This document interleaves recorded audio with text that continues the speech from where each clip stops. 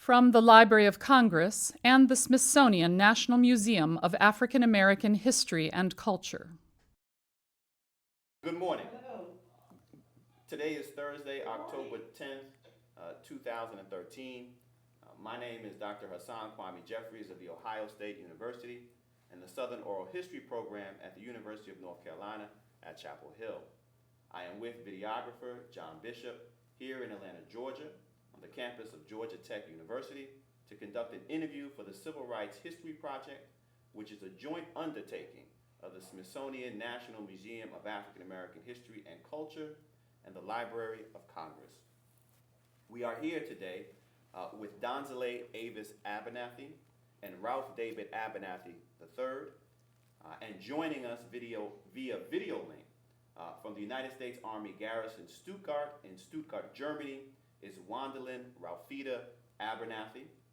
Thank you all so much for being here today and for participating in this historic oral history project.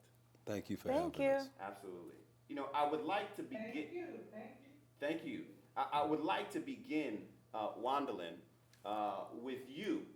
You are the oldest of the children of Ralph David Abernathy Jr., Senior, and Juanita Abernathy. If you could say just briefly, just a word, what are your earliest memories of the civil rights movement? I can remember very clearly one day or one afternoon, police officers coming to the house and taking our new car. They were very mean. They looked very mean. I guess they must have been policemen or state patrol. I don't know who they were because I was very small. But they came and took our new car. And I didn't understand that as I must have been about, I guess, two or three years of age. That was very devastating because as a child, you know, that was the only form of transportation that we had. And I didn't understand it. I remember the car being there, and I remember them coming. And then I remember very often being afraid as a little child to go out in the backyard of our house. Donnelly was born then, but it was, we had a dog. Daddy bought a dog, or got a dog, I was told the day of my birth, and this dog was named Brownie. And Brownie looked like a Cocker Spaniel, but she had some spits in her. And she was, I think, a great protection because she lived many years until we actually moved to Atlanta, Georgia. But she was like a protection for us, I felt at least. But because of this taking away of the car and them being not very kind, and they were mean, let's put it that way. They were very mean. And being afraid to go into the backyard with Donnelly, that was devastating as a child. That was the first, that's the very first memories. And now, and as we started to grow up and get older, we found out that was the taking of that car was for the payment for the state of Alabama for the Montgomery bus boycott, you see. And because Daddy came from Alabama, Uncle Martin, Dr. King did not. He didn't have any properties, and therefore they took his car, Daddy's car, and they sold actually his portion of his family property at state auction. The car was auctioned off, and his property was auctioned off to pay some financial that the Montgomery bus boycott had occurred, the cost for the whole protest. Well, yeah, that was the first for me.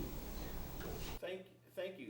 Donnelly, you were probably too young to remember that particular incident, but what was your earliest memory of the Civil Rights Movement? Well, when our home was bombed, my mother was pregnant with me. Wandlin was around. She was in the house with Mother. Mother said that Wandlin awakened that following morning, because they stayed that night with the front of the house blown away, singing. So that was the first time Mother had ever heard Wandlin sing. However, when I came out of my mother's womb, I shook as an infant. I remember shaking as an infant, as a little girl. I remember we went and stayed with Margaret Brown, who were members of our church. And I remember Aunt Margaret smoked cigarettes and being a little baby and not wanting the cigarettes around me. I remember going to church and people would want to kiss Wandlin on the cheek and kiss me on the cheek. And Wandlin would break out. Her skin was so sensitive so she'd be beet red by the time we left church. So what I would do is I'd be in my dad's arms and people would come to kiss me and I would spit like this all the time, every time people would get close. I remember that. I remember these things. I remember the Freedom Riders came and stayed at our home. And well, before that, I just want to say, I remember when Daddy came home and I was in a little walker and he told us that Ralph III had been born a son. And Wandlin said, "Oh, he's a boy, send him back." And I remember that. She wanted a girl. And I remember when the Freedom Riders came, because there were people of all different colors, they stayed in our house. And you were in Atlanta at the time? No, we were living in Montgomery. Still in Montgomery, okay. We lived in Montgomery still. Okay. And so they were in my dad's church. You know, when they hit to Montgomery, John Lewis and Jim Zwerg, they were besieged by these angry racists, beat them unmercifully. And so anyway, there were some of the Freedom Riders were staying at my parents' house. And I'll never forget, they were having a gathering in the living room, and Wandlin found some scissors. And she said, "Let me cut your braid." And that's what I'll never forget. She cut my hair. It's the first haircut I'd ever had. Do you remember that, Wandlin? But It didn't happen like you thought it happened. anyway, I remember her cutting my... Oh, that's incorrect, Donnelly. That's incorrect. That's incorrect. We were in bed. Mother put us to bed because Mother had cooked that evening for these people, and I was I guess I was angry because we couldn't stay up, yeah, and we slept in bunk beds, yeah, and so and then I said, well, let me cut Donnelly's hair. I think I cut her hair as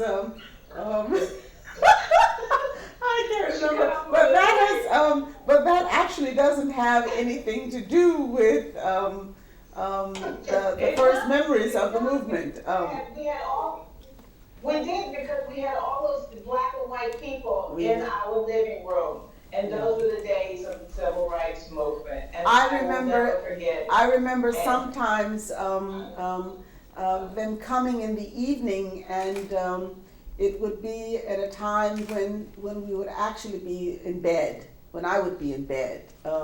I remember some of the photos that I think Donnelly has placed them in the book, but there are some photos where Glenn Smiley and Uncle Bob and Uncle Retta, I remember taking those pictures. I have vague memories of meetings taking place in the evening, but the car, and I don't remember the bombing of the house. I just remember being very sad and having to go live in another house from a family. Well, they didn't have children. They were married. It was a married couple, and they invited mother and daddy to come to live with them, and we lived practically almost a year up until the birth of Donnelly, almost until the birth of Donnelly. We lived in Margaret Brown's house, and that wasn't very comfortable for us. I remember feeling quite alone, but I was, as a child, as a baby, I was very much alone up until Donnelly was born. And it was, now that I reflect back, I felt not understood. I remember seeing and feeling things, but I couldn't understand them as a child. You understand? And when Donnelly was born, it was like, oh, I have company. Oh, it's great. And I couldn't really articulate, and Donnelly couldn't either, but we could articulate among each other, among ourselves. Yes. And then when Ralph was born, it was even greater. Yeah. We had children can talk, and adults don't understand, but we could communicate and understand. And I remember being afraid to go in that backyard. And Mother tells the story of when we were in the backyard, and the police came, and she was like, "Don't you touch my children." And they would always call and say hateful stuff. And I remember Mother hanging up the telephone and putting it down on the wall. I remember when the Wanderlin fell on the heater and burned the side of her leg. And I remember when Uncle Martin moved and Uncle Retta moved to Atlanta, and Yoki was Wanderlin's best friend. And I'll never forget the train ride that we had from Montgomery to Atlanta. It was segregated. And you couldn't, Daddy took just me and Wanderlin, and Rosa, our housekeeper, dressed us up real fancy. Daddy said we could ask for nothing. We had on, we wore crinoline. Daddy said that we could, he said he was going to Atlanta, and we asked if we could go. The Kings had already moved. And he said, okay, yeah, you can go if you don't ask for anything. And later on, they explained to us as to why. And that was back at that, in those days, you had separate toilets, you had separate fountains, you had everything separate. And our parents never subjected us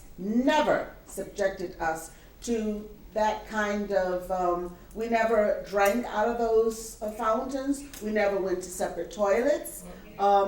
And he said to us specifically, you can go if you don't ask for anything. You have to sit next to me, don't ask to go to the toilet, don't ask for this. And we took the entire ride from Montgomery, Alabama to Atlanta. We didn't go to a toilet, we didn't drink anything, and that's how I know you can do everything with discipline, yeah? And it was great, yeah. It was great, yeah. I remember Uncle Martin and them meeting us at the old Atlanta train station. It was glorious. It looked like 30th Street Station in Philadelphia. And I just remember that beautiful old train station. And then we went and we stayed at their house, and they lived at the house on Johnson Avenue. And it had these big wallpaper white flowers and that huge staircase. It was a Victorian house. And of course, Yoki is Yolanda King. Yoki is Yolanda. And Yolanda and Wanderlin were best friends. Okay. And Yoki is my oldest friend. And Wanderlin and Yoki were we went to nursery school together. You all went to nursery school together. They were always together. Holt Street. And you went to Mrs. What's her lady's name? Miss Hanley. They went to Miss Hanley's school together. And so that's what they ride together. I'm sorry, we're talking. No, that's fine. Ralph David, if I may, let me ask you the same question. You were born in 1959, so younger than your two older sisters, but what was sort of your earliest memory or some of your earliest memories of the civil rights movement? Well, my earliest memory was a memory of fear. Um, um, That's right. and when I was growing up, um, they had the picture of the house that was bombed before I was born. Which would have been in January of 1957. Right. Yes, and that picture, I was so afraid that they were going to bomb the house again and hit my room, thinking they were hitting Mama and Daddy's. And I was the only one that had to sleep in my room by myself. Donnelly and Wanderland had. Excuse me, Ralph, let me correct, Ralph is, my brother is 100% correct. We never talked about that. That is exactly right. And he, as a boy, excuse me, Ralph, I don't want to take over, but I want to clear something up. We always stayed in Montgomery, Alabama. From the front. Donnelly and I slept in one room together, and Ralph was in the baby bed. And when we moved to Atlanta, he was still in the baby bed, but we still all slept in one room. And when we were separated, it was very devastating for him. Yes. Because he was alone in his room. He was afraid. And the room was on the front. And as he stated about the house being bombed, that is, we lived in fear. But Ralph, more importantly, and I feel very sorry, I have to say this on record, because he had a lot to carry. He had a lot to carry. Donnelly and I had each other as two girls, but being always sleeping together in one room, and then the house being bombed, and then my brother in another room. But I'm sorry, Ralph, take over. I'm sorry. I had to state that. When you slept, Though when we all slept together as two families, Ralph and Dexter shared the crib, Martin and I shared the bottom bunk, and one second, Wandlin. I know that, Wandlin. And Wandlin and Kwame shared, Wandlin and Yoki shared the top bunk, and Ralph and Dexter used to rock. Remember when you would rock and rock the crib? Dexter King. Dexter King, yeah. Yes. Correct. Okay, This and came 2 years later. We're talking about Ralph now. and so my that fear, and so as a result of that fear, my mother would I would petition her to leave the light on in the hall and the door open, so that I would have a security blanket or a sense of security for me when I would go to bed at night. And that light on in the hall and that door open with that light piercing through the room was very soothing for me.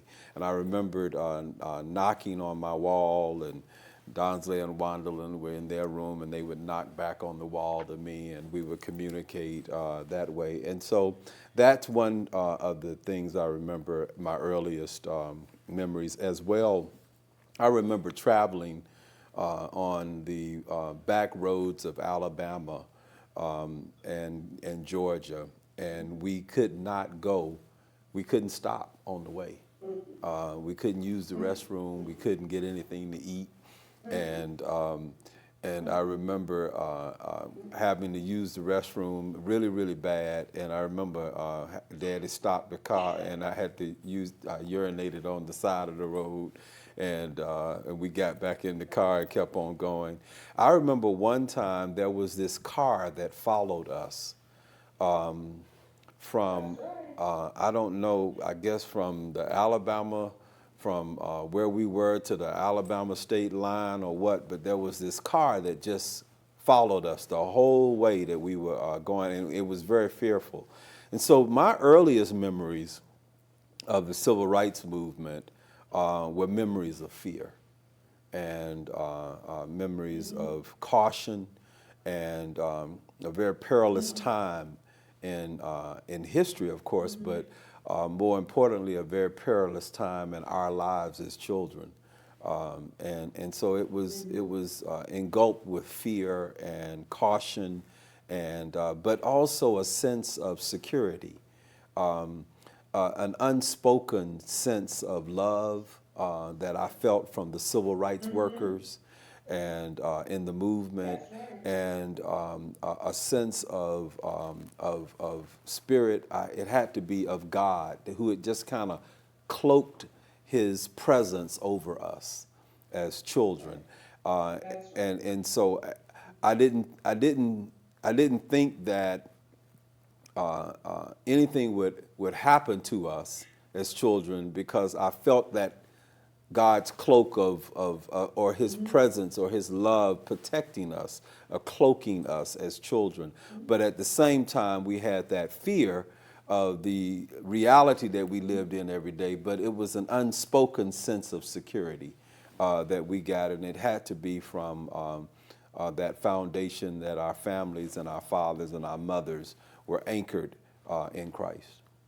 I remember Mother had that picture of those angels with the two children. The black angels. The black angels. With the two black children. And she put them over the bed, so she said the angels would watch over us at nighttime.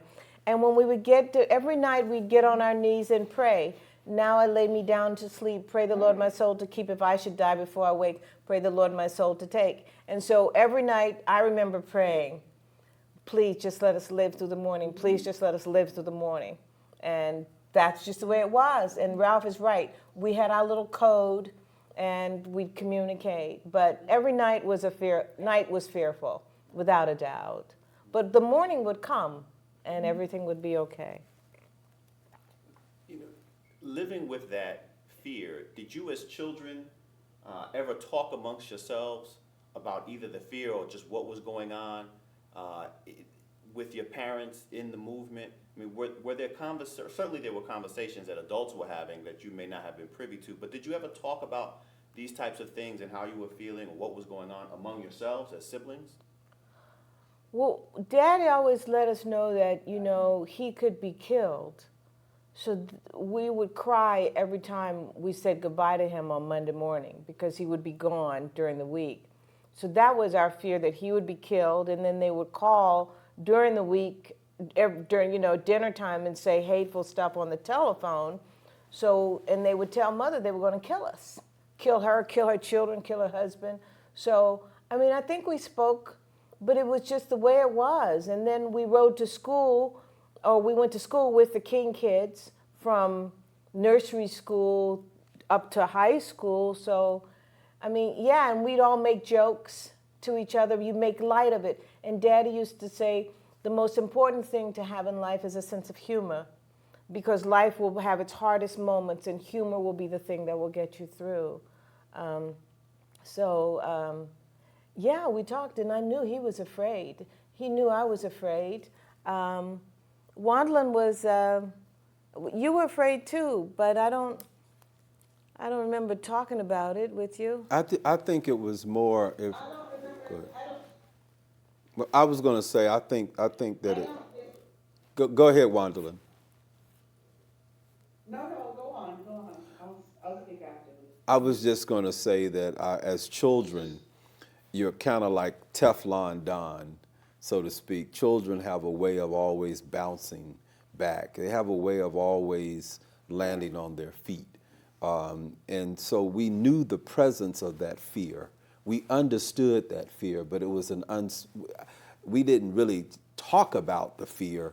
It was par for our course of growing up. It was the way of life for us. And so it was all right, because it was our way of life. And so we didn't talk about it. We didn't know any better. We didn't know any better. We didn't know any different lifestyle than the one that we were living. And so, we adapted. And children have a way of adapting. And so we just adapted. And Wandlin, you agree. You agree. 100% in agreement. 100%. I have to state something. I, as the oldest, always felt as if I had to be, and I was always told from my parents, both my mother and my father, that I always had to set the example. And how I reacted, then my sister and my brother would react. And so therefore, I had to be very strong. I think that we as Abernathy children were very strong anyway. We had to be, because all eyes were always on us. How we acted, how we carried ourselves, how we spoke, how we articulated. It was just the way it was, and we didn't know anything. We didn't know any other way. We didn't have another life. We only had this life, and therefore I think we were great children, and I think that we mastered it greatly. Fear, of course, we were afraid, but fear didn't dictate our lives. We were very grounded in our religion, and a better father and a better mother I couldn't have asked for. And we had the church community, more importantly in Montgomery, Alabama, that stood behind us, and we felt loved, we felt embraced. I think that took also a lot of pressure and a lot of fear, a lot of, I remember walking to school. I had to go to school earlier than I was supposed to go to school, because my godmother, Mama Dessa, was the first grade teacher, and she said, okay, I had to go to first grade, and I wasn't a first grade age. And the children in the church would pick me up and walk with me there and bring me back to the door, and I had to do whatever they said. There was always some kind of protection there. So, that was just life. It was just a part of our daily routine, our life. You had just mentioned, the children in the church walking you to and from school. That's I'm right. curious, maybe Ralph, or how did other children, treat you all and respond to you all as the children of Reverend Abernathy? Well, what I want to say is the thing that was that our constant companions were the King children. So, like Wanla, we went to the same schools. We had ballet together on Saturdays. The boys had football. They went to get their haircuts. Then we would reconvene as a family. And oftentimes, if our mother drove us to school, then the driver would drive us back home. So the only consistent children we had in our lives were the King children. And oftentimes, other people wouldn't allow their children to come to our house to play because they were afraid something might happen, and so I was different from Wandlin and Ralph, because Ralph was outgoing and would go outside and play, and Wandlin too. And I became very introverted and would go inside and to the closet and play in the closet. And my father, I remember him saying to my mother, something's wrong with our child. She won't go outside. But I wanted to, as we go on, I want you to know, I remember us going to the March on Washington, which was prolific. And me and but me and Wandlin being there, Daddy holding, and Daddy held us and sat with us when Uncle Martin delivered the I Have a Dream speech. And Wandlin and I jumped up and down screaming when he said his 4 little children, because we were the closest to the 4 little children that day. And that I'll never forget. And I'll never forget Uncle Martin's birthday party, where Ralph III told him that he got a TV. Remember, Wandlin? He got a TV, and we walked to the house. And Ralph had a little tan car coat, but we had just moved to Atlanta at that point. So, but I told the story. I couldn't keep anything. I could never keep anything, and Any secrets?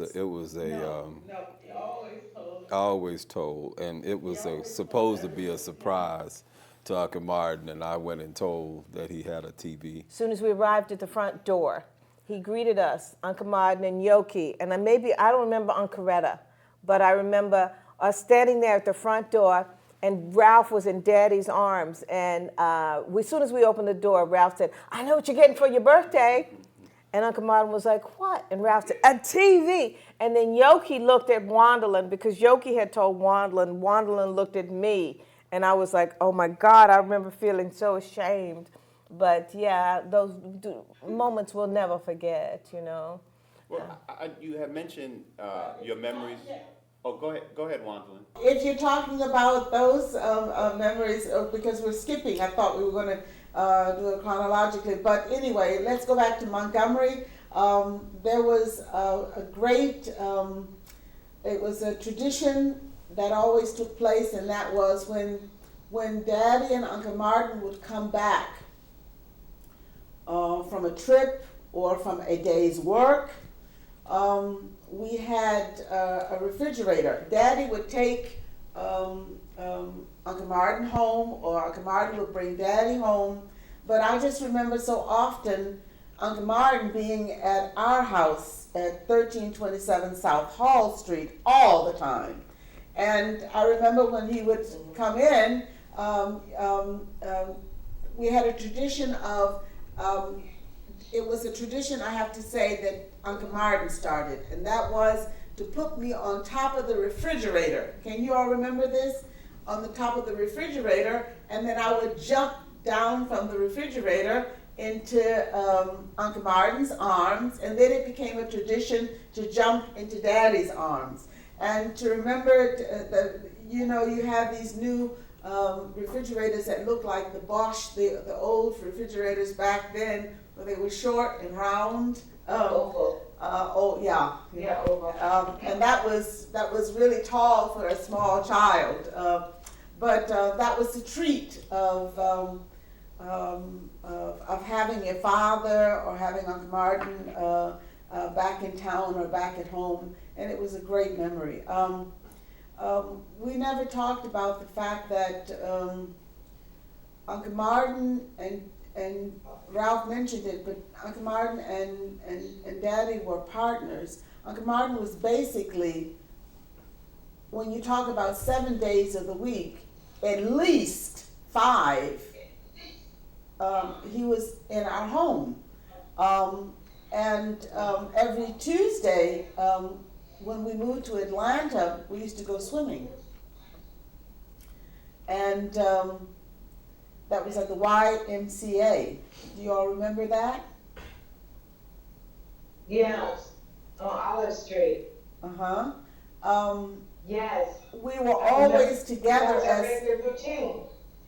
We were always together as children, the King children and the Abernathy children. I remember having other children around us. To your question, Dr. Jeffries, whether or not we felt whether other children were a part of our played with us. Of course, other children played with us, but extremely close to us were the King children. And I think it was because of the friendship and the relationship, and more important, the jobs and the work that those two ministers were doing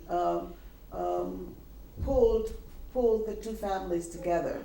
And that's why they were always around us and we were always around them. To go back to the question about children. It's true that other parents did have problems and probably were afraid, but that fear thing was not I cannot sit here and say that we lived in a panic or a fear. Oh, the only fear I remember always having was if my father went away for a long time, whether he was going to be shot or whether he was going to be stabbed or whether he was going to come home again.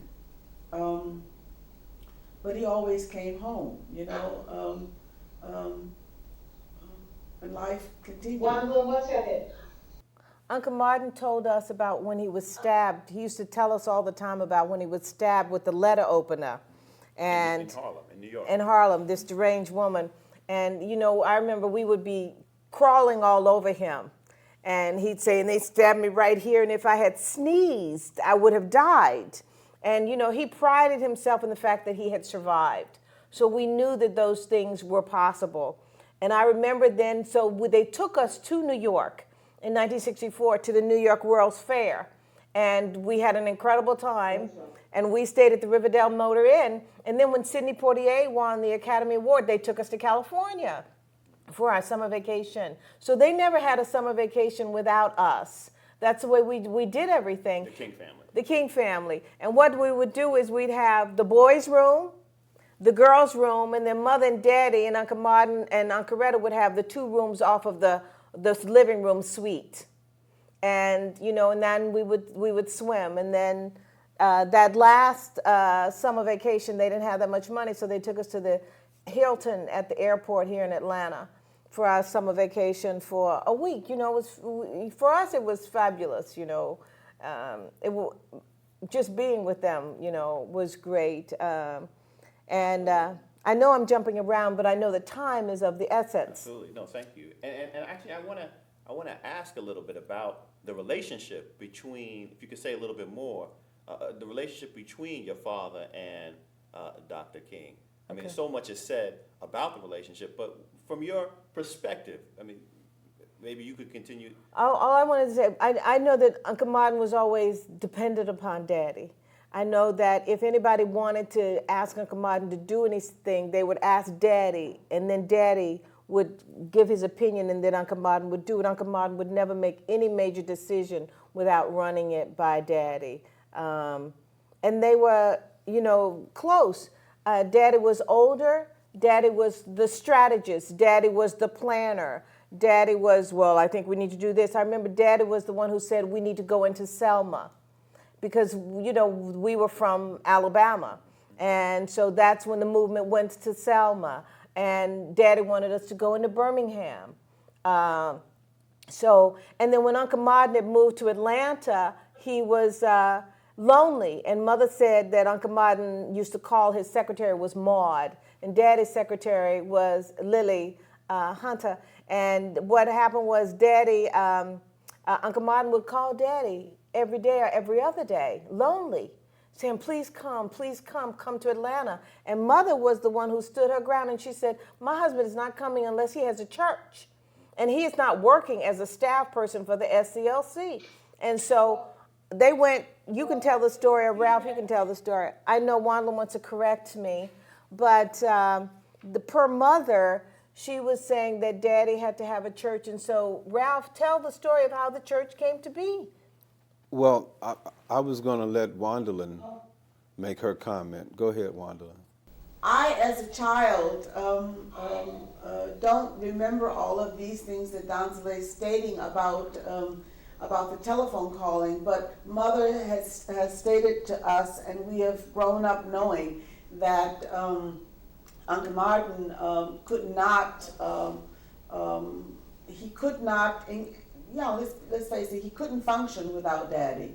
And Daddy was the pastor of the First Baptist Church in Montgomery, Alabama, which was the largest black church in Alabama. And that's where basically the mass meetings took place, and the structure meetings for the Montgomery bus boycott. Well, it was the largest church. And after Uncle Martin decided that he was going to leave Montgomery and go back to Atlanta to be assistant pastor at Abernathy, which was his father's church, it never occurred. I never heard from both of my parents that they were going to go. And apparently Uncle Martin used to call all the time and say that he couldn't. They had formed the movement, and the movement was formed the evening that our house was bombed, of which my mother and I were in, and he just stated that he couldn't do it. And Mother said, well, we're not moving, Ralph. I like Montgomery. And my father, of course, liked Montgomery too, being from Alabama. And therefore, she did state that, as Donnelly stated, she did say that because Uncle Martin was stating that, okay, well, if he comes to Atlanta, if you all move to Atlanta, then Daddy could speak, earn his living from speaking. And Mother said, no, Ralph is a minister. My father was a minister among ministers.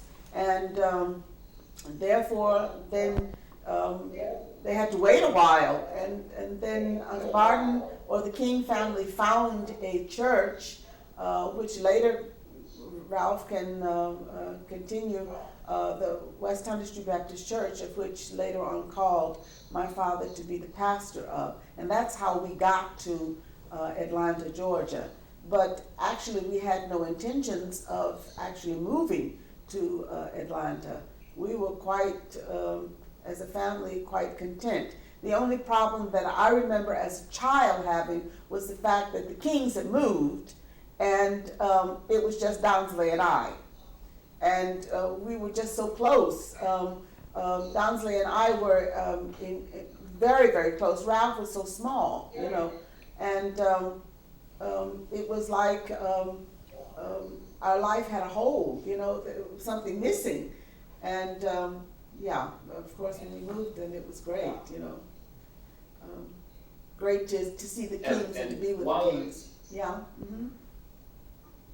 What year was it that your family moved to Atlanta? I think we moved in 1961. I think we moved in 1961 because I think Ralph was 2 years old. Is that correct, Ralph? Yes, that's correct. I was 2, and it was 1961. And I was 4. Let me say about the relationship between Martin Luther King Jr. and Ralph David Abernathy. As I have studied over my lifetime that relationship and trying to understand and define the essence of that relationship, it was one that was based out of a spirit of need and a spirit of love and friendship. I think that what attracted my father to Uncle Martin, and we affectionately called him Uncle Martin, and his wife Aunt Coretta, and the King children affectionately called my father Uncle Ralph, and my mother Aunt Juanita. And I think that from my observation of their relationship, my father was very impressed and very taken to Uncle Martin because of his oratorical skills as one preacher to another. And he loved good preaching.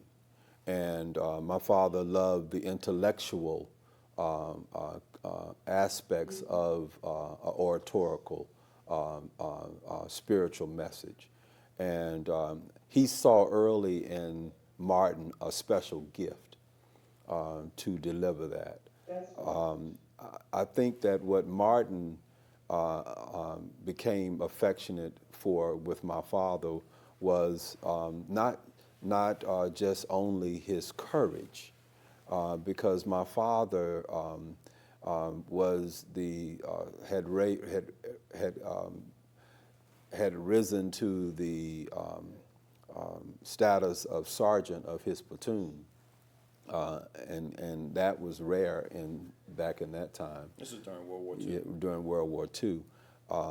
And so, you know, in order to fight in the Army, you had to have a certain amount of courage and a certain amount of skills to rise to the level of sergeant. But more importantly, my father's intellectual capabilities.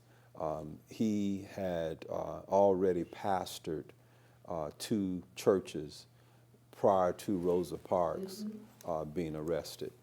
And I always say that most preachers have a degree in Negro management.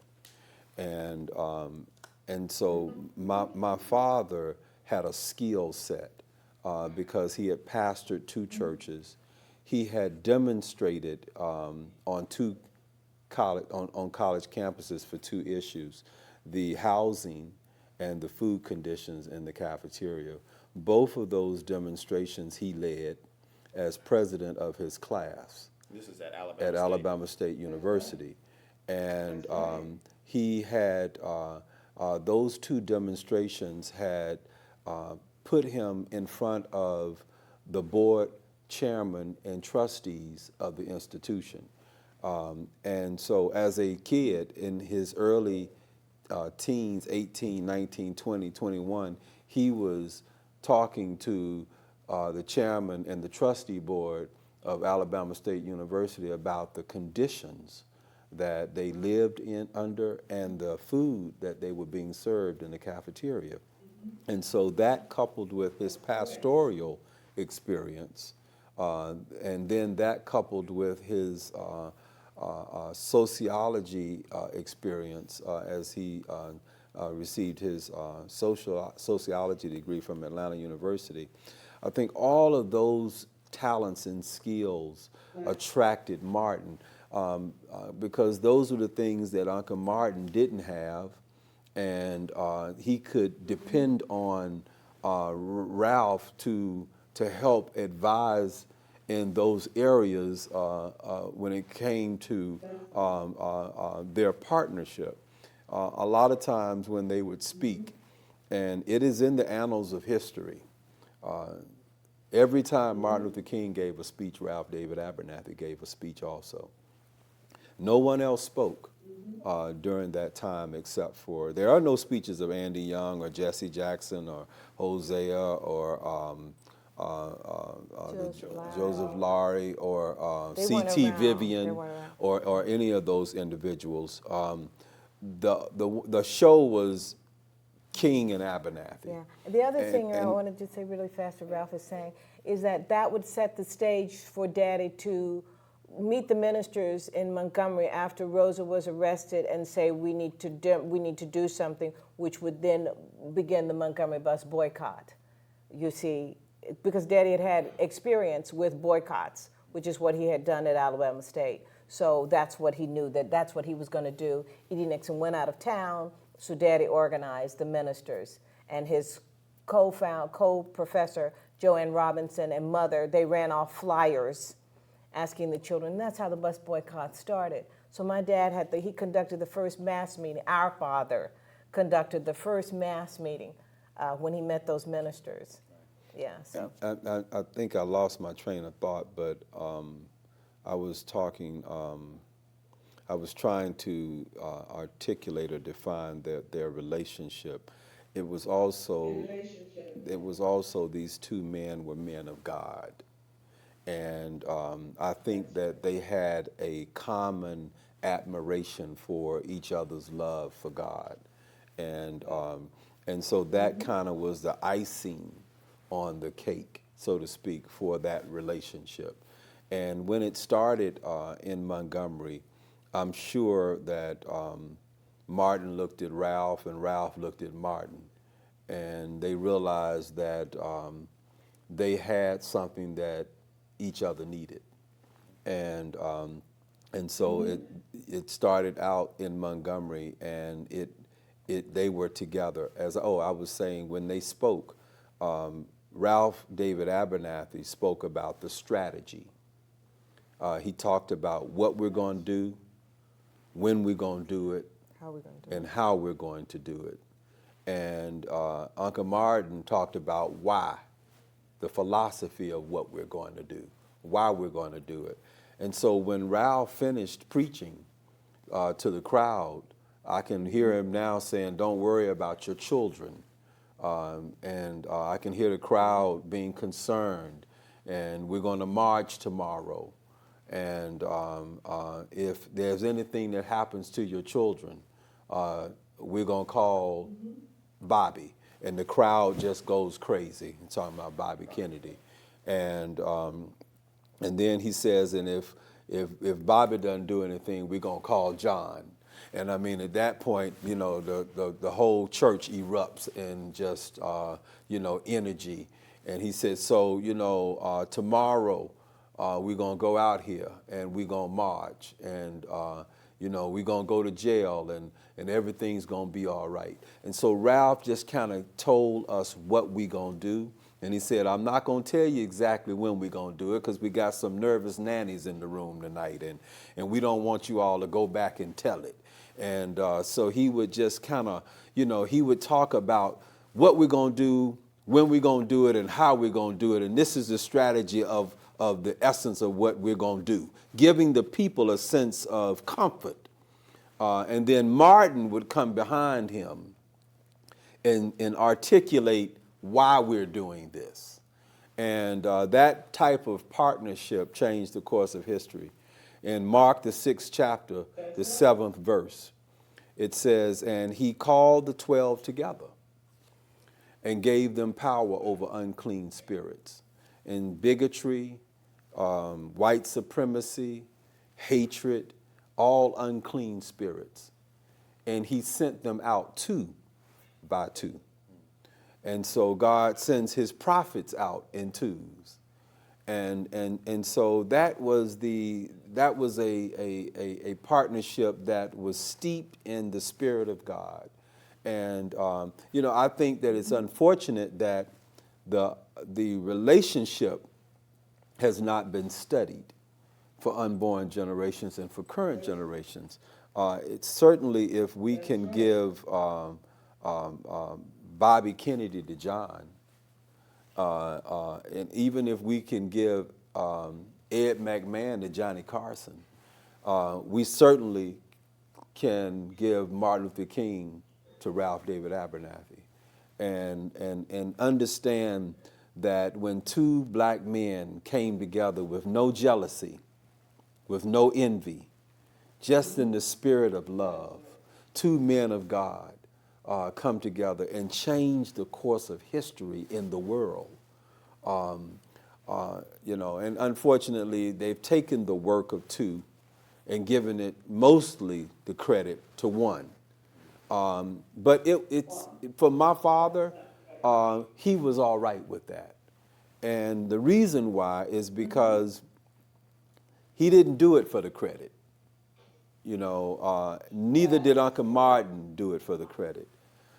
They did it because it was their calling and their commitment to God for whom they served and were called was their main purpose. They used to make a joke that some are called, some are sent, and some just went. And they used to say they were called. And I know Ralph is saying a lot about them, but what I wanted to let you know so much about them was they used to dress alike.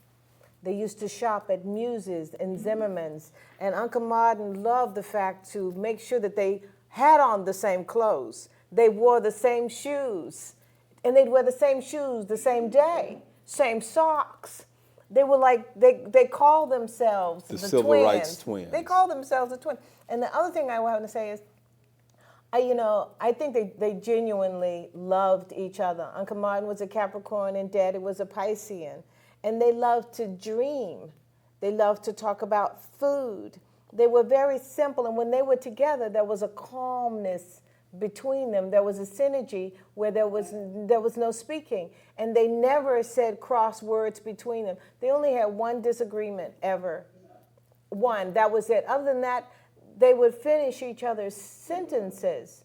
They were in sync. And there was nothing that my mother could do that could separate them. There was nothing Uncle Coretta that would do that would separate them. Granddaddy King, no one could come between them. They were stuck together like glue, and they loved each other. They were closer than brothers. Yeah. It's amazing that Daddy King would say that Ralph would be in one part of the country and Martin would be in another part of the country. And he would ask Martin about a certain situation and seek his advice. And then he would ask Ralph, who's in another part of the country, the same questions, seeking his advice. And the two would be so much alike that he could not remember who said what. That's how much in sync they were. If I could go back to just quickly my childhood, Dexter and I played football. excuse me, Ralph, can you hold just a second? To that Uncle AD. Uncle AD, I found it very interesting as a child and a young teenager, the relationship that the two men had, Uncle Martin and Daddy had. It was understood as far as Uncle AD was concerned. I never found jealousy there. As Uncle AD being his brother, there was no jealousy there. It was an understood fact that they were partners. I don't know how, Ralph, you placed it correctly, but he had a brother, and it was an understood fact that Daddy and Uncle Martin were partners, and there was no if so, we never felt it. It was never expressed, and I think that was. I think that's great. I think it's really, really good. But go back to your football. I'm sorry, Ralph. A.D. King being Martin King's brother. Brother, right. But you were Alfred saying, Daniel. And that was that, and I think the point that Wandolin is making is a supportive point toward the original-ish point that I was making, which is that it was all in divine order. And that's why it all synced up, that even A.D. had no problem with Ralph and Martin being as close as they were. It was just all in divine order. Uncle Martin gave Daddy a gold Movado watch, a solid gold watch. And on the back of the watch, he engraved to my, Ralph, you have the watch. To my dearest friend. And closest associate. And closest associate. What I was going to say about my childhood growing up is that Dexter and I integrated, along with Wandolin, Donsley, and Yoki, our elementary school. And here in Atlanta. Yes, Spring Street Elementary School, Right which is now the school for the Puppetry Arts Center. And that was the school that Mama chose, and Uncle Retta followed Mama and brought the King kids there. And as Donsley had mentioned earlier, the same driver that picked up the King children came and picked up the Abernathy children. This was an all-white school, and Dexter and I were football players. And I was the running back, and Dexter was my blocker. And we would go to Chastain Park and play every Saturday. And for the entire time that Dexter and I played football at Spring Street Elementary School, Spring Street was undefeated. We never lost a game. I ran over everybody, and Dexter blocked over everybody, and the two black kids in the whole park. I mean, Chastain, you had all these elementary schools from all over Atlanta, and we were the only two black kids on the field. And Dexter was my blocker, and I was the running back. Growing up, as in Spring Street, I could never get a little girlfriend because they were all white kids. And I saw all of my white male friends with their little girlfriends, and I wanted a girlfriend so bad. And I just couldn't get one of those white girls to date me. And so I couldn't, I could not, do like the other kids. But the kids were very nice to us. I remember not that to Wandolin and me. They weren't to Wandolin, but my male colleagues, my male elementary friends on the football team with me were nice to me.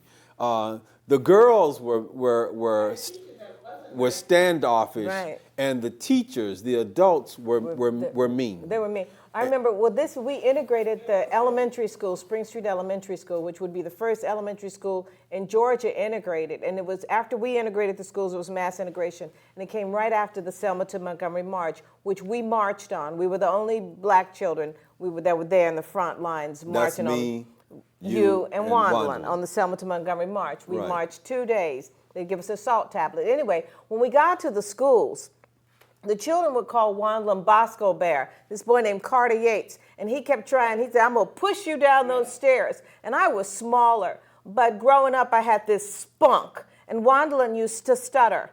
And she was, traumatized. And I just to say, I'll fight you, Carter Yates. I'll fight. And I'm this little bitty squirt of a thing.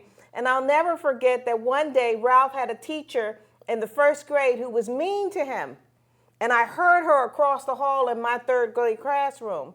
I walked out of my classroom, went and got Wandlin from her classroom. We went down and demanded to take Ralph out of his class, then went to the principal's office and said, now let's call mother. Because it wasn't okay. Because we were a family and we were close. And I'll never forget, there was this little girl that was unkind to Wandlin. And Wandlin had given her a friendship ring, and the girl had thrown it down the toilet. So Yoki took to the lower grounds and sat on the girl. Tell the story, Wandlin. Because Yoki would defend Wandlin. And that's the way it had to be. And I had to defend Martin because he was so sweet and so gentle. And I knew that I had to fight. So, and that's what I would do. I would fight for Wandlin, for Ralph, and Marty. But Yoki was bigger, and she would take care of stuff. But, you develop that thing, and because we were the only black children. And we get to school almost a half an hour before school would start. And the first day that we went to elementary school, the angry parents, the newspapers, protesting, everything, they were there. It was for me very devastating to go to that school. It was very nice. It was real pretty. It was nicer than the other schools, actually, of where we attended when we first moved to Atlanta. But they placed Yoki, Yolanda, and I were in the same grade. They placed Yolanda in another class. They placed me in another class. We were in the same grade now. Donzelay and Martin were in the same grade too. They placed Marty in another classroom, Donzelay in another classroom, and Dexter and Ralph in separate ones. So we were just one black person to a complete white class, and they were not kind. They became nicer when Ralph was able to show what his athletic talent was. Then, of course, then you serve a purpose. But I was called every day Bosco Bear. I was chastised. I was, it wasn't very nice. And I have to admit, my Miss Gray was my school teacher, and she was mean. She taught me, actually, she and Mrs. Montague taught me the lesson that I always had to be better than the other people. From this day on, I must be better than the others, because I was always looked upon. I had to be the example. Even after Uncle Martin was killed, Mrs. Montague came to me and says, "Now, your father is now the leader. Now you have to be the best in the class." I always had to be the example for all black children. All eyes were on me. And can you imagine that being in 6th grade? I mean, please. Those are pressures. Oh my God! If I get a two, in Germany we say a 2. If you get a C or you get a B on something, you have to, you have to be the best. You have to be the best. And those pressures, and then the teachers graded you even harder. They talked about you. It was the only teacher that I can remember being very kind to us was the art teacher. And then I would say Miss Montague would be number 2. But Miss Gray, she was a mean. And Miss Douglas, he was the principal. Oh, racism, pure. I mean, just pure racism. The principal called. Miss Douglas was the old wicked witch. She called Ralph's friend, Eric Santa Croce's mother, and told her not to let Ralph come and spend the night over their house. And I was upset by that because Ralph had a friend who wanted him to come over and hang out. And the principal had a problem with that. The only thing I have to say is my 3rd grade teacher, Miss Elliott, was loving. And everybody else had hateful teachers, and I had a loving teacher. And it made a big difference, made me want to go to school and enjoy school. She was so inspired, because when Wandolin learned to read, Wandolin was left-handed, and that was the time they'd hit you on the hand and make you write with your right hand. So when she learned to read, I learned to read. So by the time I got to the third grade, I was smarter than everybody else in my third grade class. I had to keep up with Wandolin and Yoki. And so my teacher, Miss Elliott, was happy that she had this little child in her class who was articulate, and they put my papers on the learning tree, and she had a little tree, and I had all the A's at the top of the tree.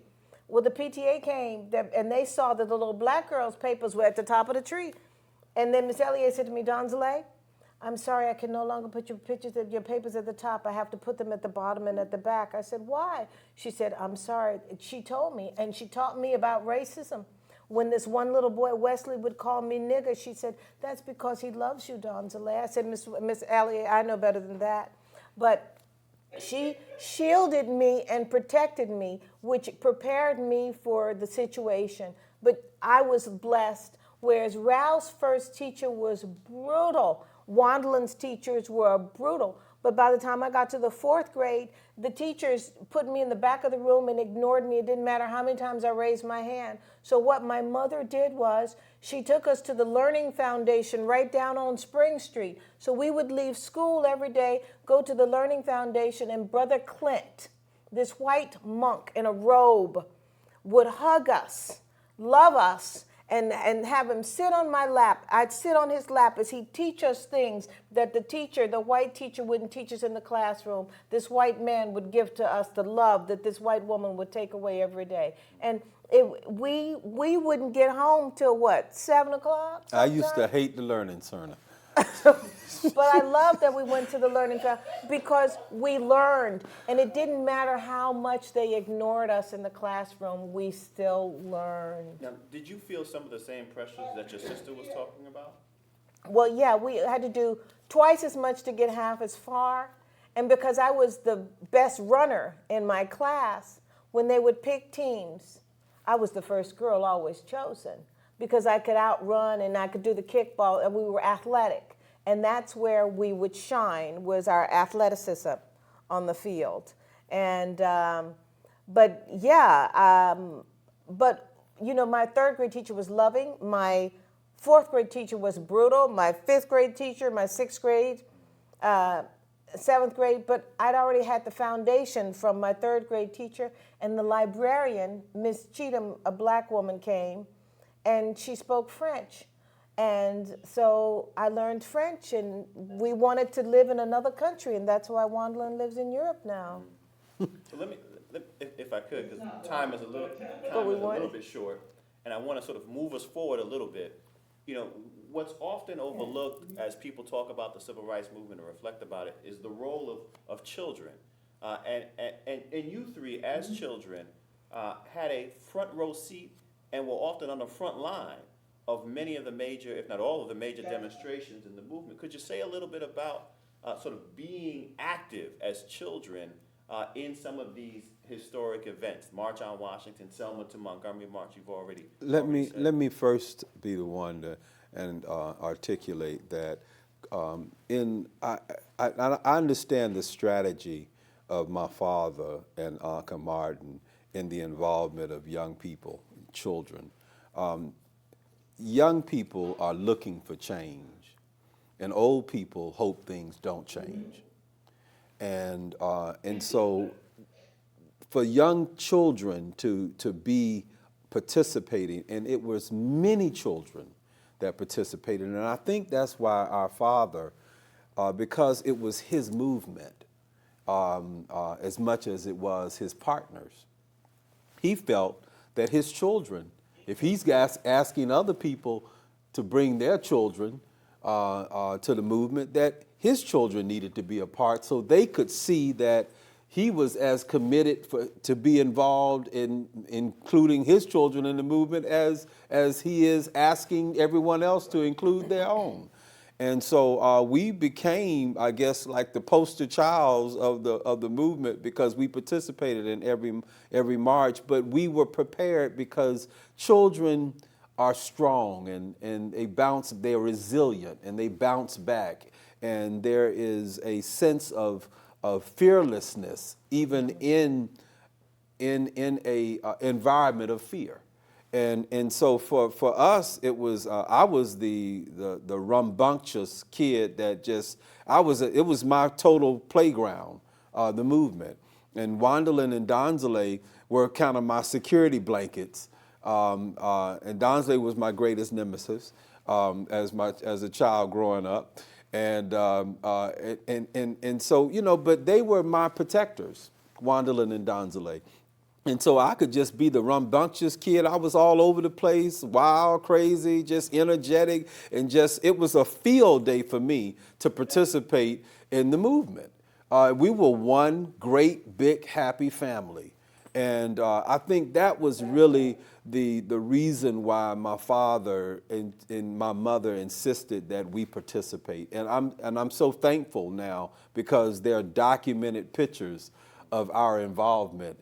Whereas that other children don't have the benefit of that. And one thing I wanted to say was, I remember when we were taking the ride from Atlanta back to Montgomery to stay at Mama Dessa's for us to do the Selma to Montgomery March. 1965. 1965. I loved it. And we were with Riley Lewis. And so we rode down the car down Highway 80, which is where we would go to visit our grandmother and my daddy's family. So we were down, our family, we had to go down Highway 80. Anyway, that was our road. And I'll never forget. Which connects Montgomery to Selma. Mm-hmm. And so I'll never forget going that day. I was so excited. We were going on the march. And we got all dressed. And this was the first day. We put on those casual clothes, and when we walked, and I remember we were walking with a man with one leg, a white man with crutches. Sunshine. No, his name was Jim Letherer. Okay. Jim Letherer. Sunshine is black. Yeah, and Oh, I'll that's never right. forget Sunshine was marching with him, and because we walked on the front lines with him, and that was very exciting. I remember that. And then I remember that night. We had the mass meeting, and there were all the movie stars. We sat on our daddy's lap, and there are pictures of us waiting to get our kiss from Uncle Sammy, and Wandolin saying we vowed we'd never wash our faces again. And That's Sammy Davis Jr., Uncle Sammy. And then I remember standing backstage and watching Peter, Paul, and Mary. And Mary had that long yellow hair, and they were warming up, and I loved it. And then I remember going with Daddy into the tent behind, and they were counting the money as I sat on Daddy's lap, because no matter what, even though he started as a treasurer, he always made sure and counted the money and sat on the money. At the end of the day, they gave my dad the money because my dad was the one the money was going to go to where it was supposed to go. And I sat there, I saw the $100 bills that the movie stars had given. And I just remember it, and I was mesmerized. It was great. I saw those piles of money. It was just incredible. And then that following day, I'll never forget, the following morning, and it rained a little bit. Mother put us on those accordion rain caps. Uncle Martin had not come to join the march yet. And Ralph III, Daddy wanted Ralph and wanted us to hold hands. I didn't want to hold Ralph's hand. I wanted to hold Wandolin's hand. I told you that was my nemesis. And I wanted Wandolin to be in the middle. And we started that march. And then I remember when we got to the Capitol, and Uncle Martin said, "How long, not long?" I said, "This is going to be a great speech." I knew it. And I remember he was doing the arm thing, "Not long, because no lie will live forever." I'll never forget that. And then I remember when we went to Chicago and we got tear gassed, and they were throwing bottles. That was another march. And then they were like, "Okay, we have to get in the cars." Is it Cicero? Cicero. At 66. And I remember they throwing us into the cars. And I'll never forget, we were like all crowded in on top of the adults. And Bernard Lee, I just remember Bernard Lee being there with us in Chicago. That was Uncle Martin's assistant. Uncle Martin's assistant.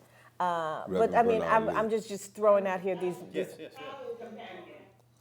His traveling companion. I mean, those were just two distinct marches beyond the March on Washington. I don't remember. Mother tells the story of when we were on the James Meredith March in Mississippi and how Ralph needed to use the restroom. And she was getting out of line, and the policeman told her not to move. And she said, my little boy needs to go to the bathroom, and I am taking him out of this. Because my mother, she has fire in the belly, fire in the soul. And Uncle Martin loved that fire in the soul. I think that's what makes her so great and why she's still alive today. Anyway, Juanita was like, okay, I'm taking my child, and she took him. There was nothing anyone could say to my mother that would stop. And this is the other thing that we haven't, they like to play cards. Mother and Uncle Martin played cards. Daddy was deeply religious. He was like, cards? Okay, let's play cards. But Daddy and Uncle Retta were not into it like Mother and Uncle Martin. And see, they had to play against each other because anything Mother would say, he would say, they'd, one up each other. They had a test of wit between them. And I think that's why he loved us so much, because they liked to spar together, and he always wanted to know what Juanita thought. And then right before he passed, that last week or so, he wanted to come to our house and spend that vacation. And my job was to get Aunt Coretta situated into the room. And but then Wandlin and Ralph should tell those stories, because I don't want to dominate the time. Wandla, we have a few more minutes, but I want to get your feedback on this real quick, your thoughts on some of these memories and reflections of participating. I just wanted to make a statement. You talked about the children's participation in the movement, and I want to say that Daddy told me as a child it was very important to him that we participate, that we would be a part of history, that we would see and witness what happened. That was very important for him. He stated it, he wanted it, and that's why we participated more than other children, because he was so, dead set on the fact that we had to see it. And I remember Yolanda stating to me many years as we young adults were, she was jealous. She said, Wanda, I'm so jealous because they weren't there. And you all got a chance to do this, and you all got a chance to see this, and you were there and you did this, and they weren't. And I said, I'm so sorry. I didn't, I didn't know, but Daddy's purpose, he specifically, and I know it came from him, he specifically said that he wanted us to be a part. He wanted us to witness history and to be a part of history. Having been a witness to history and having been a part of history and the movement in such a visible, profound way, how did those experiences, and if I could just have each of you just weigh in on this, how did those experiences inform and influence your career choices down the road, either in politics or acting or singing? Maybe Ralph, we can begin with you. Well, quickly, it had a tremendous impact on my life and my career choices. And everybody used to say, that boy's gonna preach, little Ralph is gonna preach. And I didn't want to preach, and I didn't think that what had happened to Daddy and Uncle Martin was a good thing. And so preaching wasn't something I wanted to do, and so I chose an alternative, still in public service, and served the state of Georgia as a senator, and also and served in the House of Representatives. And then finally, through some spiritual changes and some mishaps in life, I ended up accepting my calling, and have moved up and have my doctorate in theology now, and from North Carolina College of Theology. So it has really, and I didn't realize it, but I guess a lot of people, when they see me and I'm preaching, they say, boy, you look just like your daddy, and you preach like him. And my mother which is to me the greatest compliment that I could receive. And also from, I can hear Miss Velma Johnson, who is in West Hunter, saying, Mama would say she's dancing in heaven now, because she predicted I was going to preach when I was 3 or 4 years old. And so, you know, I've evolved into my daddy, you know, following in his footsteps. And that's, and even my move to do some national work across the country. But the thing of it is, Ralph used to, you know, on Sunday morning while we were getting ready to go to Sunday school, we'd be downstairs in the little den at the house on Sarah Street, and Ralph would be preaching. Yes. He would preach the sermon that we would get before we even got to church. And Wandlin and Donnelly would be my audience in my would be his amen audience. corner. And So we knew what he age, was going. What age Oh, were we? you started preaching about 4 and 5. Yeah, So we knew he was going to do that, even though he said he didn't want to do it. And I knew when I saw the movie stars at the March on Washington that that's what I wanted to do, because my grandmother watched those old movies, and she'd broken her hip, so she was staying with us. So I knew the movie stars when I saw them, and I was like, that's what I wanted to do. I didn't want to do what Daddy and Uncle Martin were doing, because that was dangerous. You could get killed. Right. But the movie stars could be socially minded. Plus, you got to dress up and make up and play stuff, and that's what we used to do these plays for our parents. And Yoki would direct. I would kiss the boy. Wandlin would sing, and Wandlin, Aunt Mahalia had to have her sing, the baby sing. So Wandlin tell them, because Mahalia Jackson would stay at our house, and she thought my sister had the most beautiful voice, and Wandlin, it was her destiny. It was my destiny. It was no movement actually made any decision for me to sing. I was born singing. I remember as I couldn't have been any more than a year, maybe a year and a half. People think, you can remember that far back? Of course. I remember putting my feet between the baby bed and always kicking and I don't know, yeah, la la la la la la la la. And my mother had a radio that was on her a nightstand, and that was exactly next to my bed. And classical music was always on. So I always sang. I've always sung. What I liked about the marches and growing up is the fact that they had all these beautiful songs that they sung. Ain't gonna let nobody turn me around, and such things like that. And it was just, it was a wonderful opportunity to sing together.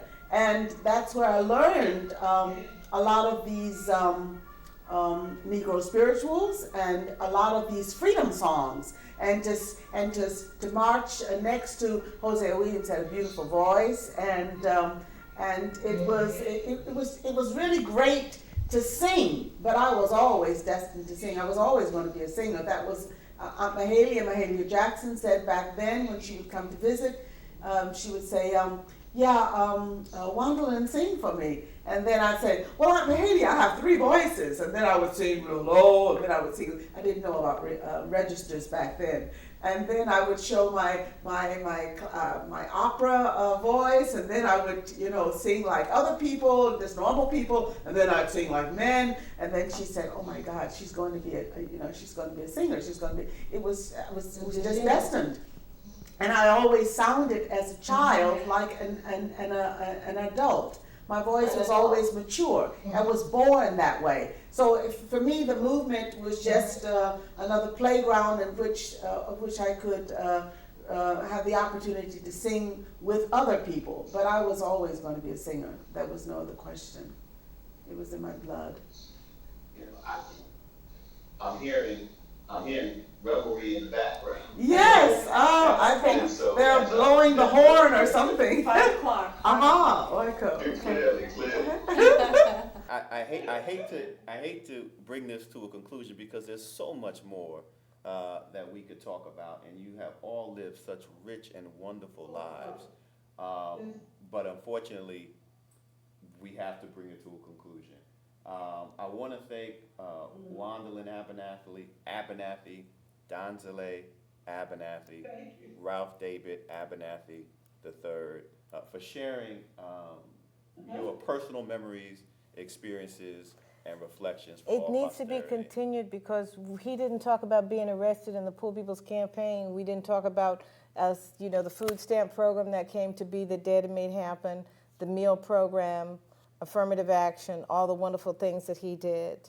So, Well, we'll see about if we can continue once we lose the connection.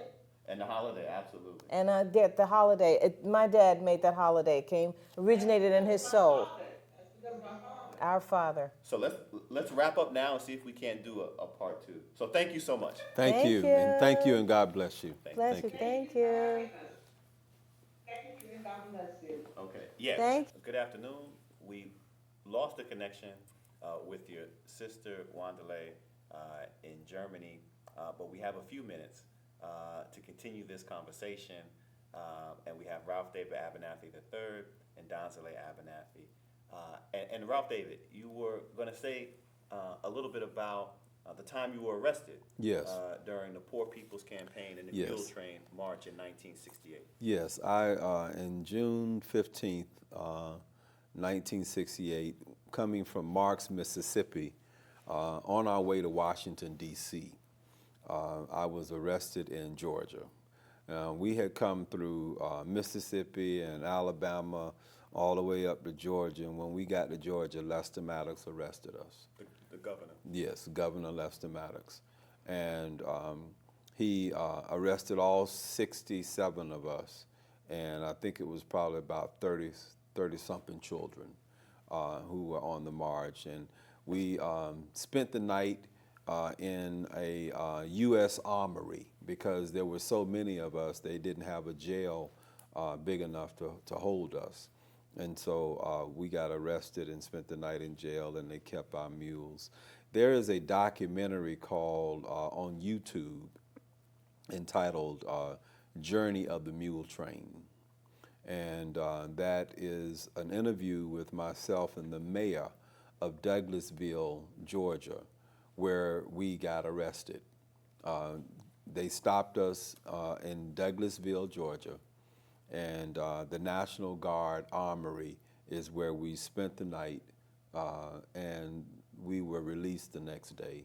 And we left there and went on to West Hunter Street Baptist Church there at what is on now Martin Luther King Jr. Drive.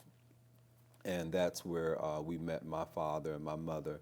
I'll never forget the fear of the arrest, as well as the spirit of the people. And they were very warm people in Douglasville that came out and fed us, and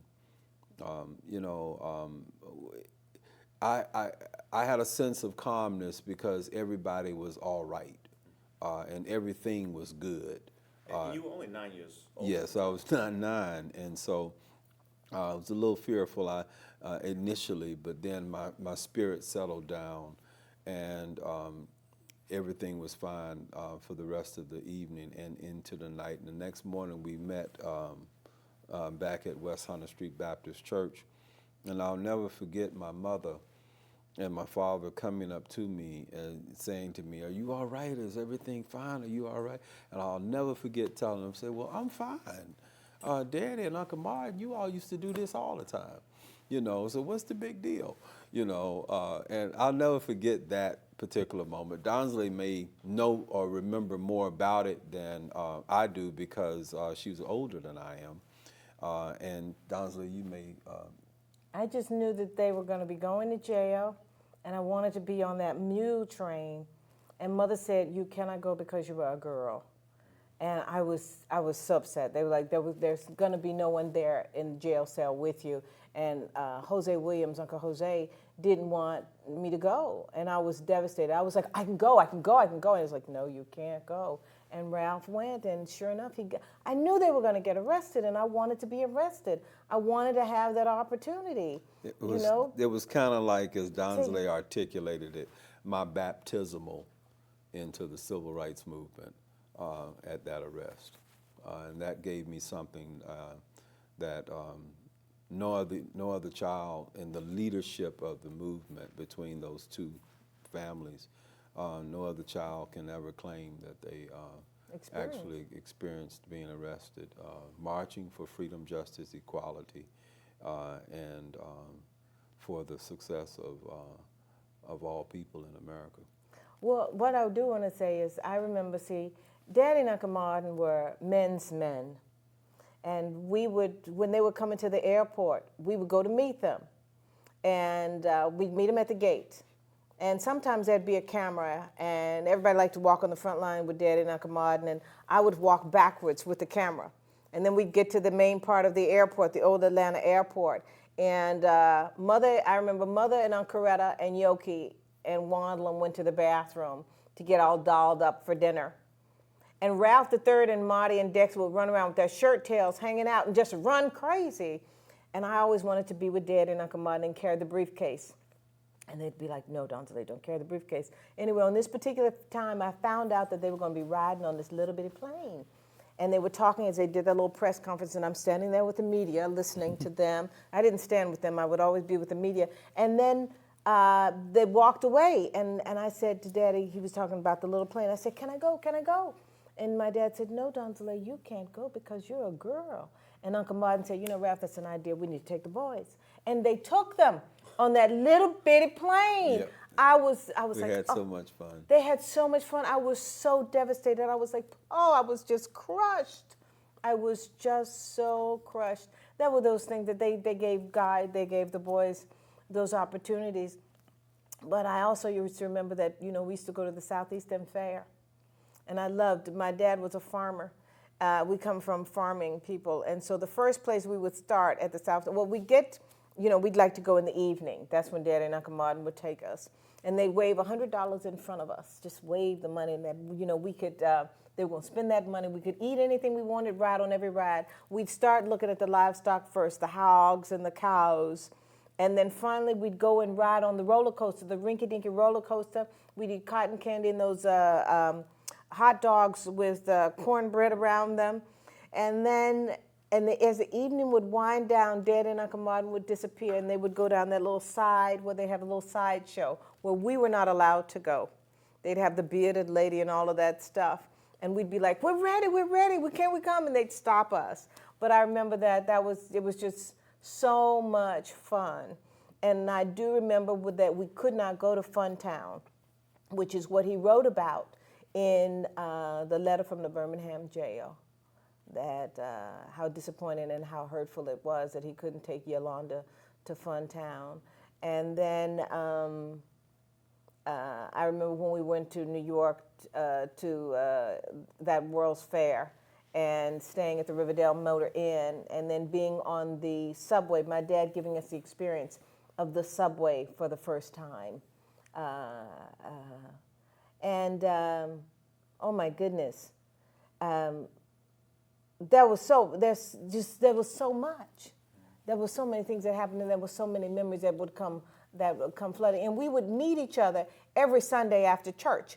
And on the first, the families, we'd always have Sunday dinner together every Sunday. Mm-hmm. And then on the first Sunday, Ralph and Dexter and Martin, especially Ralph and Dexter, would run to whichever church they would go downstairs to get the Welch's grape juice, which was the communion juice. Yes. And the ladies would pour up all the little pieces in the leftover. Cups that were left over. They'd pour it up into a little cup so Ralph could have a nice big cup, Ralph and Dexter. And I'd be like, by the time I'd get there would be nothing for me. And I would be so upset. And I do remember another thing was, I remember when the Daddy came to the pulpit and asked us to bow our heads in prayer because the bomb had gone off at 16th Street Baptist Church. And we were sitting in church that Sunday. And I'll never forget it. I was with my friend Judy, and she was sort of heavy. I always remember saying to her, you're so heavy I could stick a pin in you and you would deflate. Children say horrible little things like that. And after church on that particular Sunday, we would run around the side of the church waiting for Daddy. And then we would go meet with the King family. And on this particular Sunday, I ran along the side of the church and I froze because the bomb had gone off, and I thought, oh my God, if I go any further, the bomb is going to go off. I'm going to die. I'm going to die. And I just stood there, and Ralph was ahead of me. He was like, come on, Donnelly, come on. And I was like, I couldn't move. And my brother, I'll never forget, you came back and you gave me your hand, and you're like, come on, come on. And he took me through my fear from the side, because there was his house, and there was that teeny-weeny little alleyway. Little alley. That little alley, and it was next to the Alex barbecue. Right. And the shoe shine parlor. Right. And Ralph pulled me through my fear. And that was on that Sunday, that was September 15th, 1963, when they bombed the church. I'll never forget that particular day. And after that, I never used the bathroom, the public bathroom at West 100th Street Baptist Church, only in my father's office. And I would never use the public restroom at the church until Wandlin got married. Because that's where the girls were. Yeah. In the bathroom. So I would never use and I would hold myself. I just wouldn't go to the bathroom, because we were guilty. We had participated in all of the events of the civil rights movement. And then when Uncle Martin died, I'll never forget that night. Ralph and I stood together on the tarmac. We rode with Mother. Otis Smith drove us. He came to the house and then drove us out to the airport. Well, how did you hear? Was it your mother? TV. No, what happened was Julie Clements, she was Wandlin's friend at Spring Street. Her mother called, and she told Mother to turn on television, because our television wasn't turned on, because we weren't allowed to watch TV during the week, only the news. And she told Mother to turn on television, and I think Wandlin turned on the television. And then we heard that he had been shot, and then Wandlin started screaming. And she ran back into the bedroom, and we had our own children's line, and she called Yoki. And so she and Yoki were commiserating over the phone, and then the phone calls started coming in, and then families came over. The Revere family came, and then Dr. Otis Smith and his wife, Gwen Smith. And Mother, Andy Young had called and told Mother to pack a bag. She was going to get this plane and go to Memphis with Aunt Coretta. And so Ralph and I rode in the car, and I remember telling Wandlin and Yoki on the phone, remember when Uncle Martin told us he'd been stabbed and he survived, and they shot him. He's going to live. He serves a purpose. God's using him. He's doing good. God won't let him die. That's just not going to happen. And so I was just being super positive, and Yoki and Wandlin were crying. And so Ralph and I got in the car, and we drove. It was the first time we'd ever driven 285 to go to the airport, because we used to drive 20 to go to the airport. And we drove 285, and it was the longest route. When we finally got to the airport, I remember we walked all the way out to the tarmac, and Ralph and I were standing there, and Mother went over to meet Aunt Coretta. And I just remember seeing Mother and Aunt Coretta embrace, and apparently that's when Mayor Ivan Allen had told Aunt Coretta that Uncle Martin had died. And when I saw Mother and Aunt Coretta embrace, that's when I started crying. And some man turned his camera on our faces, and I saw movie footage pictures of it years later, but it was devastating. So then Uncle Otis took us back in the car back home, and Mother, I always thought for years, had gotten on the plane and gone to Memphis to meet Daddy. But instead, Mother went home with Aunt Coretta, slept on Uncle Martin's side of the bed, because Aunt Coretta wanted to tell her children face to face what had happened to their father. And then the following morning, they got the plane and they went to Memphis. And the next time we would see him, he would be coming down in a box in the back side of the plane. And I'll never forget seeing that. And then we rode in the limousines, and we rode to Hanley's brother's funeral home, and we left him there. And that was devastating. Daddy was devastated. I remember him sitting in the bedroom in the dark with the curtains drawn and everything, and he was depressed beyond belief. And I remember, we had a pool table built and put in our basement, because Uncle Martin's favorite game was pool. He liked to shoot pool. He taught me how to play pool.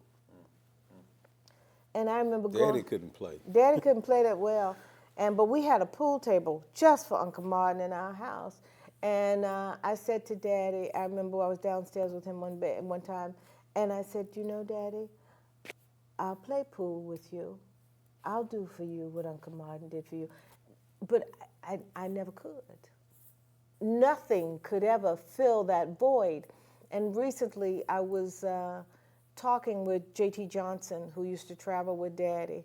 And J.T. said that he'd be on the road with Daddy, and they'd finish whatever they were doing, and they'd go back to the hotel room, and he'd sit on the side of the bed and start sobbing. Your father.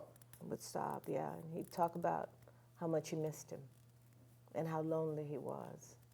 And Well, let me just say that in the involvement of the assassination, my greatest fear was that when I heard Uncle Martin had been shot, I was thinking the same thing about Dad. My mind went immediately to my father, and I was wondering, I want to hear, is Dad all right? Is Dad all right? They shared the same room at the Lorraine Motel. It's a museum now, and if you go, there are 2 beds in that room. That is now Dr. King's room. It was King and Abernathy's room. Abernathy was in one bed and King was in the other. And on that fatal evening or early afternoon, Uncle Martin, they had a deal that whoever took the longest to get dressed got dressed first. And my father took him an hour just to shave. And so he would get dressed first. And he was out on the balcony first. And he was waiting on Uncle Martin, and when Uncle Martin came out on the balcony, he smelled Uncle Martin's Aramis cologne. they were the same cologne. They had the same cologne. He said, Martin, I forgot to put my Aramis on.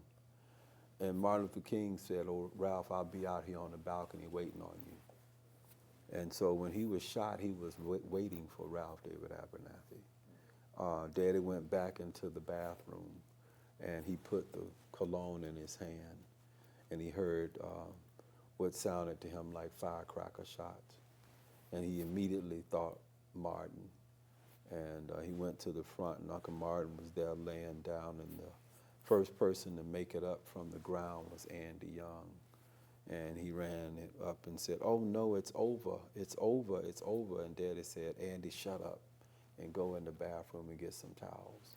Because he said he didn't want Martin to hear that. And he put the towels and grabbed it and placed his cheek back up on his face and said, Martin, it's Ralph, everything's gonna be all right. And he tried to move his lips, but nothing would come out. And he tried just to kept speak. soothing him, Martin, it's Ralph, everything's gonna be fine. And Uncle Martin, his daddy said, had a certain sense of calmness that came across his face. And Bernard Lee, who my sister had mentioned earlier, who was Uncle Martin's traveling companion and assistant, was a short preacher, and had a kind of a Napoleonic complex. And he wouldn't let anybody ride in the ambulance with Martin Luther King except for Ralph David Abernathy. And so Daddy got in the ambulance, and Daddy said he committed what he called civil disobedience when he refused to leave the operating room as they worked on him, and they worked on him. And then they worked on him, and they came over, and they said, what we're about to do now, we do for important people. And they caught themselves and realized they were talking to Dr. Abernathy, and said, we mean this is what we would do for presidents and people of that nature, heads of state. And they put this machine, Daddy said, down on Uncle Martin. And then they came over and said, there's nothing more we can do. And Daddy went over to the gurney and cradled him in his arms, and he took his last breath in my father's arms. And at that point, Uncle Martin had set the organization up in such a way that by acclamation, Ralph David Abernathy would immediately become the president in the case of his demise. of SCLC. of SCLC, and so I understood why they set it up in such a way where Uncle Martin, if anything happened, Daddy would take over as the leader of the civil rights movement. The staff didn't want to do the Poor People's Campaign. And this is all documented in history. Before you go to the Poor People's Campaign. Well, I'm not going to go there. I was just going to mention that Daddy completed the work. Somebody had to finish the business. The movement didn't end with the assassination of Martin Luther King Jr. Someone had to finish it up. And Ralph David Abernathy, who was there when it started, was in Donnelly's book, had the courage to walk alone, pick up that mantle of leadership, and finish the movement. And if you look back on history, you know, there will be those who debate the success of the Poor People's Campaign. There will be those who would debate the decline of the Civil rights energy movement. Behind the civil rights movement. There will be those who would say that Ralph David Abernathy was not as articulate or was not as charismatic, and the fading of the civil rights movement after the assassination of Martin Luther King. There would be those that would say that the movement was deemed to be not so successful because they had accomplished all of these civil rights legislation and all of the different victories during the lifetime of the leadership of Martin Luther King and Ralph David Abernathy, that after the assassination, everything went downhill. And I would suggest to you that it was just the opposite. Whenever you bring thousands of poor people, or people, period, to Washington, D.C., to say to, if you will, the pharaohs of our time, let our people go, and feed the hungry, and clothe the naked, and provide services for children, that's a success. During that time when this nation was on fire and cities were being burned across America, it was the words of Ralph David Abernathy which calmed that beast that was rising up across America over the assassination of our fallen brother and leader, Martin Luther King Jr. Ralph Abernathy said it's nonviolence is the weapon of the strong, and violence is the weapon of the weak. And that we're going to, I'll never forget his words. He said, for all those who tarry at the grave or who linger in the cemetery, I've got news for you. We have business on the road to freedom. And we are going to show America that you may be able to kill the dreamer, but you cannot kill the dream. And so he gets credited for carrying on the movement and continuing it, finishing it, and picking up that mantle of leadership and carrying it across the finish line. What I wanted to say was that my dad used to say, when you look at a man, you have to look at the courage in the man. And what he used to say, that Uncle Martin had fear, but he rose above, and that's when he had courage. He went forward in the face of fear, and that when they were on that plane to go to Memphis that last time, I'm sorry to backtrack, but this is what I wanted to talk about, was that they sat together on the airplane, and they kept the plane on the ground because there had been a bomb threat, and the pilot came on and said there was a bomb threat, and that he made the announcement that Dr. King was on the plane. And Uncle Martin said to Daddy, why do they have to do it this way? Why do they have to taunt me? And so they were taunting him and telling him that they were going to kill him. And that's why when he said, I'm not fearing any man, mine eyes have seen the glory of the coming of the Lord, it meant so much, because on that particular night when they went to the Mason Temple, Uncle Martin sent Daddy on ahead. April 3rd, 1963. April 3rd, 1963. He sent Daddy on ahead.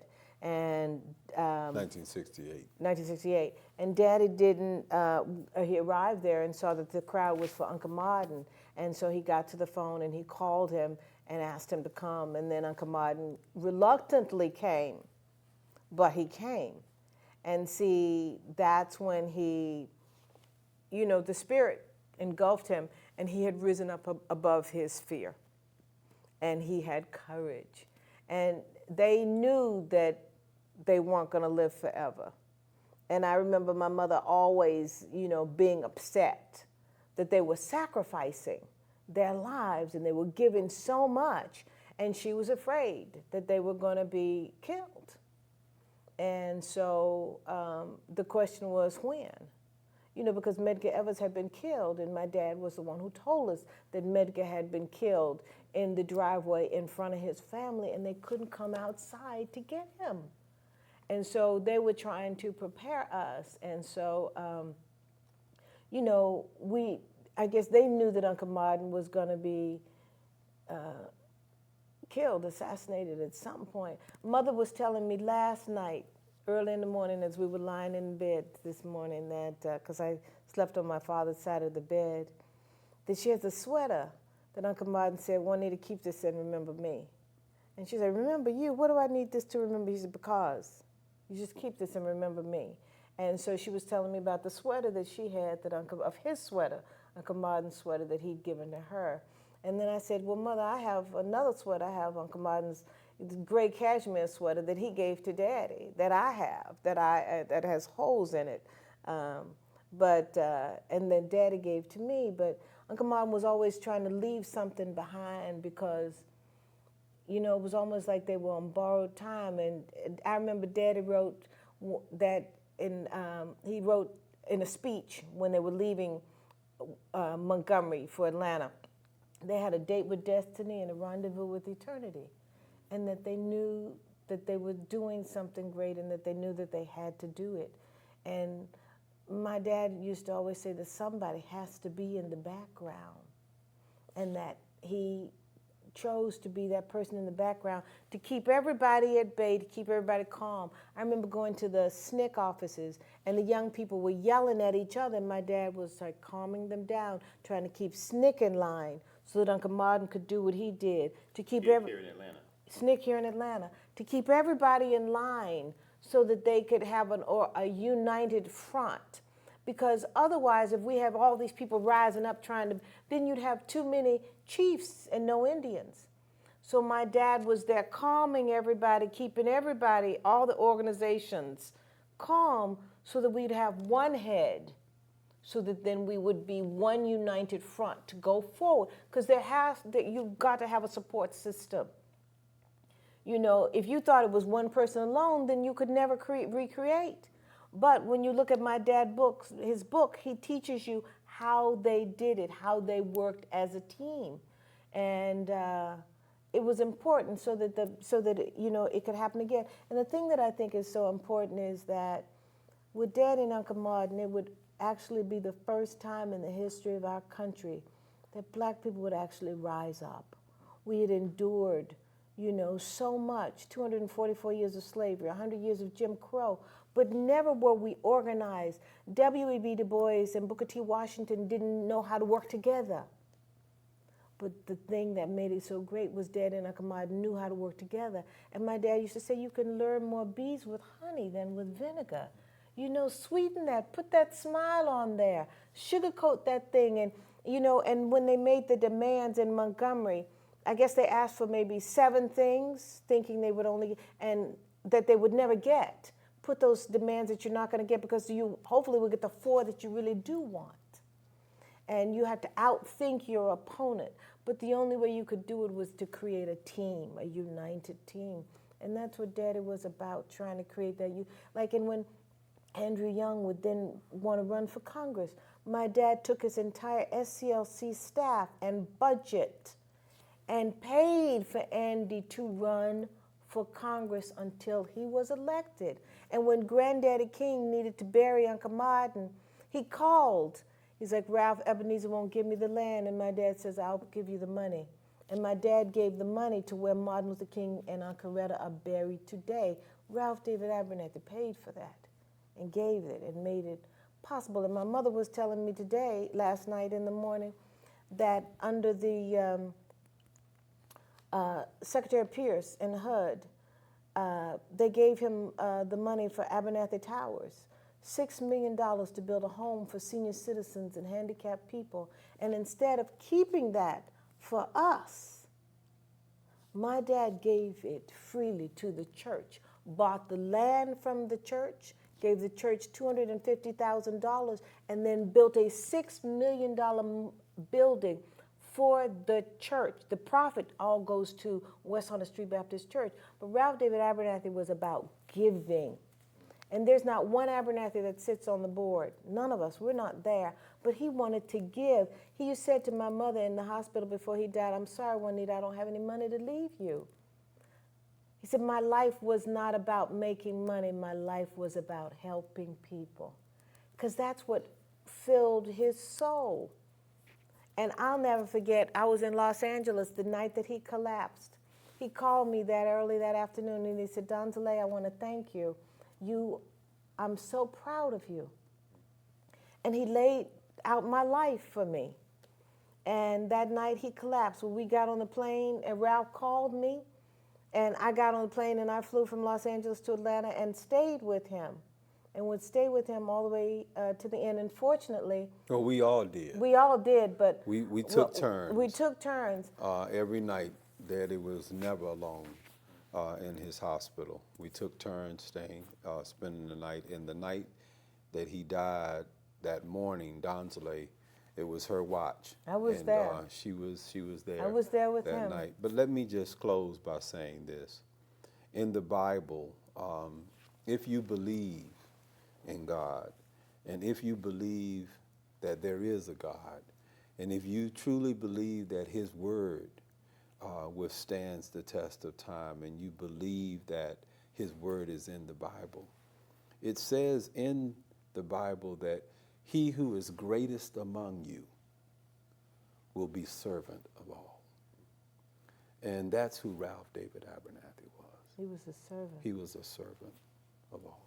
He wanted to serve the people. He wanted to make the world a better place. And we had to do our part, and that's what we tried to do to continue his work. I think that's a great place and a great point at which to end this segment. Thank you so much. Thank Thank you. you. God bless you. This has been a presentation of the Library of Congress and the Smithsonian National Museum of African American History and Culture.